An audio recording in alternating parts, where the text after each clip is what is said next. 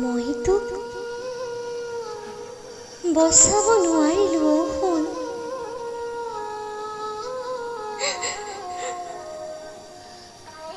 এই মানসৰূপী নৰপিশাচবোৰক বিশ্বাস কৰি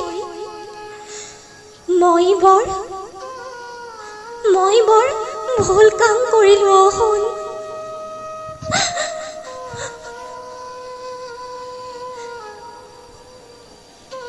তইতো এই পৃথিৱীলৈ অহাৰ আগতে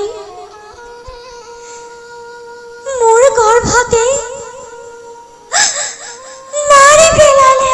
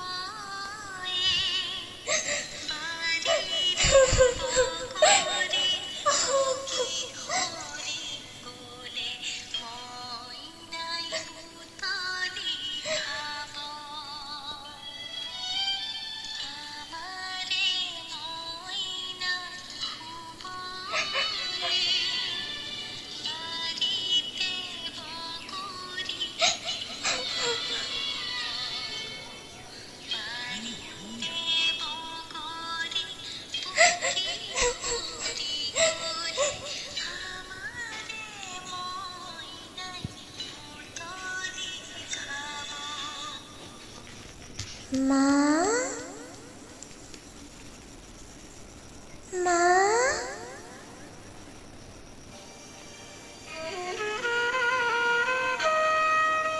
কিয় কান্দিছা?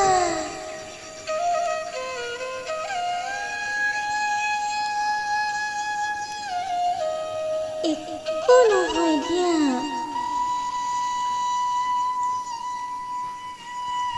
নাকান্দিবা।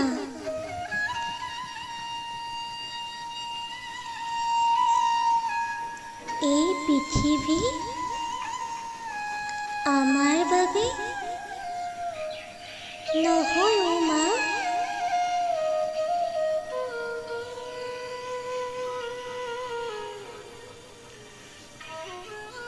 এই নৰপিশাচবোৰে আমাক ইয়াত কেতিয়াও থাকিবলৈ নিদিয়ে মা।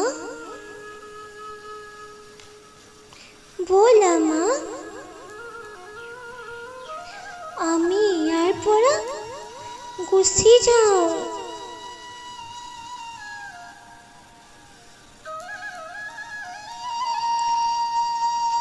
আমি জন্তু মা,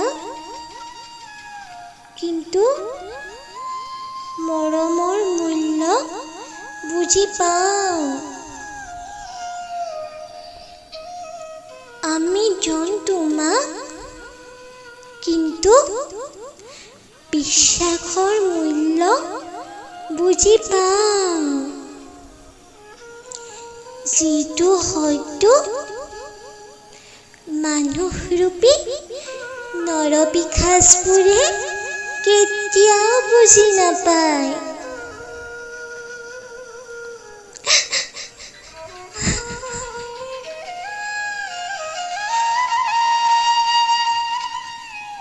খাদ্যৰ সন্ধানত মই ওলাই আহিছিলোঁ।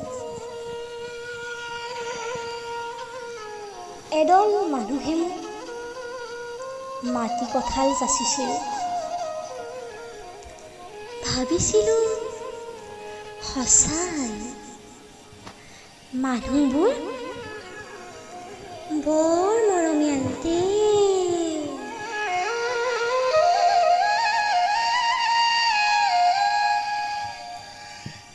তেওঁলোকে যচা মাটি কঁঠালবোৰ খাব ধৰোঁতেই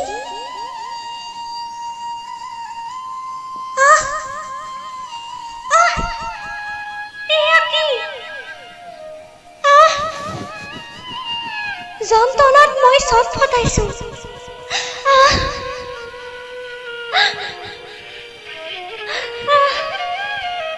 মুখখন চোন বৰকৈ জ্বলিব লাগিছে।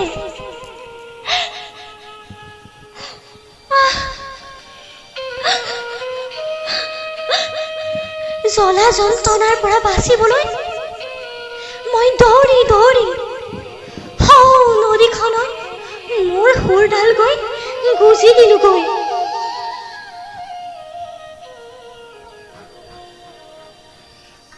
মইনো কেনেকৈ জানিছিলো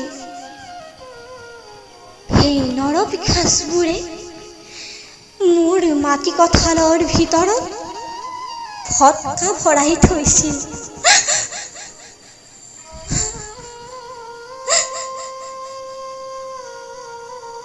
নদীত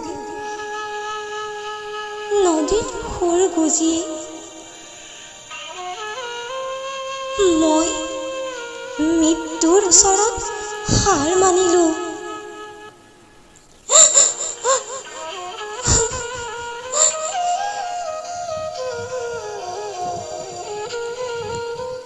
মা, ব'লা উভতি যাওঁ এই পৃথিৱীৰ পৰা।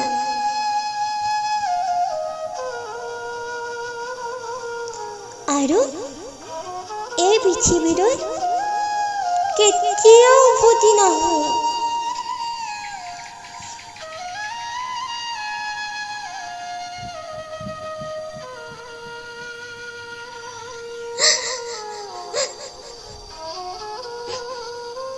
সঁচাই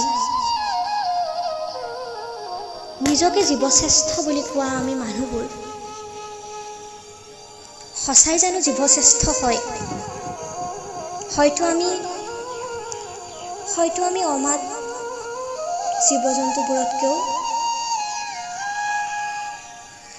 বহুগুণে নিকৃষ্ট।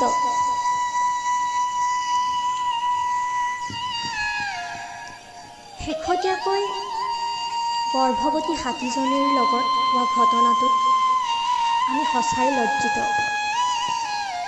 আমি সঁচাই দুখিত। প্ৰশ্ন এটাই, যদি জীৱ জন্তুৱে মৰমৰ মূল্য বুজি পায়, যদি জীৱ জন্তুৱে বিশ্বাসৰ মূল্য বুজি পায়, তেন্তে আমি মানুহবোৰে কিয় বুজি নাপাওঁ? আমি সঁচাই লজ্জিত,